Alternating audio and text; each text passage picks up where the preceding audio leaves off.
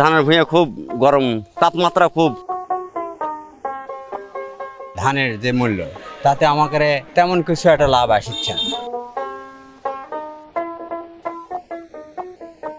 সুপ্রিয় দর্শক, স্বাগত জানাচ্ছি পূর্ণডিবির পক্ষ থেকে আমি রুমা নামি। দর্শক, এখন চলছে ধান কাটার মৌসুম। আবহাওয়া অনুকূল থাকায় এবার ধানের ফলন ভালো হয়েছে। এর মধ্যে কৃষকরা ধান কাটতে শুরু করেছে। শ্রমিকদের পাশাপাশি হারভেস্টার দিয়ে ধান কাটছেন কৃষকরা। ধান গোলায় তুলতে পারলেই যেন কৃষকদের মনে শান্তি আসবে।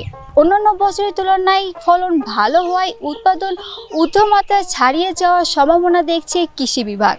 তো চলুন দর্শক, কৃষক ও শ্রমিকদের কাছ থেকে জেনে নেওয়া যাক তাদের মতামত।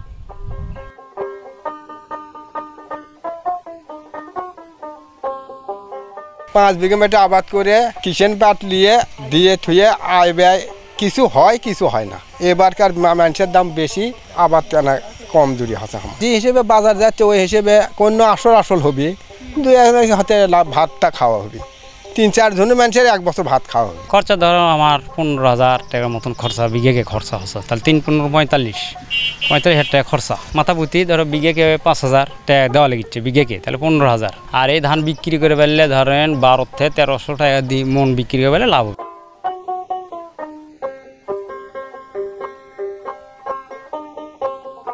ভালো ফলন যে জমিতে, সেই ক্ষেত্রে আমাদের যে খরচটুকু পড়ছে আপনার সার, কীটনাশক, কামলা বা আদার্স যে খরচগুলো আছে, পানি, হাল, এগুলো খরচ দিয়ে আমাদের জমিতে যে ধান হয়েছে সেই ধান যেটুকু আমরা বিক্রি করতেছি, এই বিক্রিতে আমাদের তেমন লাভ হবে না। এটাতে আমাদের ক্ষতির সম্ভাবনা, এবং আমরা যে দামটুকু পাচ্ছি এটা আমাদের আশাজনক না।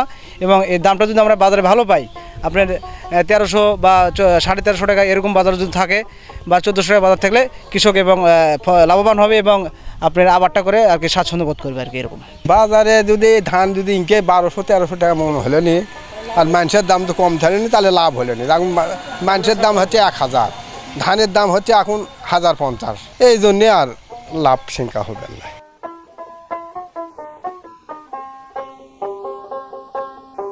ধানের যে মূল্য তাতে আমাকে তেমন কিছু একটা লাভ আসছে না।